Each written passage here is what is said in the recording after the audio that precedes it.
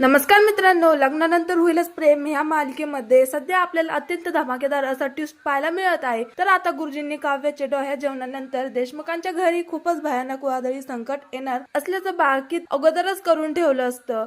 तर ते वादळी संकट म्हणजेच आता नंदिनीने बाळ गमावल्याचं खूप मोठे सत्य काव्यासमोर उघड होताच काव्याला मात्र प्रचंड मोठा शॉकच बसतो। काव्याला आता हा धक्का सहन न झाल्यामुळे ती नंदिनीकडे बघतच अचानक पोटाला हात लावून चक्कर येऊन खाली कोसळते। तर आता काव्य 7व्या महिन्याची प्रेग्नेंट असल्यामुळे तिच्या पोटात अचानक तीव्र वेदना सुरू होतात। हे पाहून घरातील सगळेच जण घाबरतात। त्यामुळे आता काव्याची अशी अवस्था बघून घाबरलेला पार्थ काव्याला आधार देत म्हणतो की काव्या प्लीज डोळे उघडा। काव्या हे बघा, आपण लगेच हॉस्पिटलला जाऊया। त्यानंतर काव्याला तातडीने हॉस्पिटल मध्ये नेलं जातं। तेव्हा डॉक्टरांनी काव्याची तपासणी करून सांगतात की आता तिच्या प्रेग्नन्सी मध्ये अचानक खूप मोठे कॉम्प्लिकेशन निर्माण झालेले आहेत। त्यामुळे आता आम्हाला हा डिसिजन घ्यायला लागेल की बहुतेक आता काव्याचे सिजर करावे लागेल, कारण बाळाची हालचाल न काव्याची तब्येत यासाठी आम्हाला हा निर्णय घ्यावाच लागेल। तर आता डॉक्टर असे म्हणतात पार्थच्या चेहऱ्यावर मात्र प्रचंड भीती स्पष्टपणे दिसू लागते। तर इकडे या रूमच्या बाहेर बिचारी नंदिनी अपराधीपणे रडत बसलेली असते आणि जीवाची समजूत काढत असतो। आणि इकडे मालिनी काकू तसेच विक्रम काका, मिथुन काका आणि शारदा काकू सुद्धा देवाकडे प्रार्थना करत असतात। तर आता त्यानंतर काही वेळाने डॉक्टर बाहेर येतात आणि सांगतात की काव्य आता लेबर पेन सुरू झाले,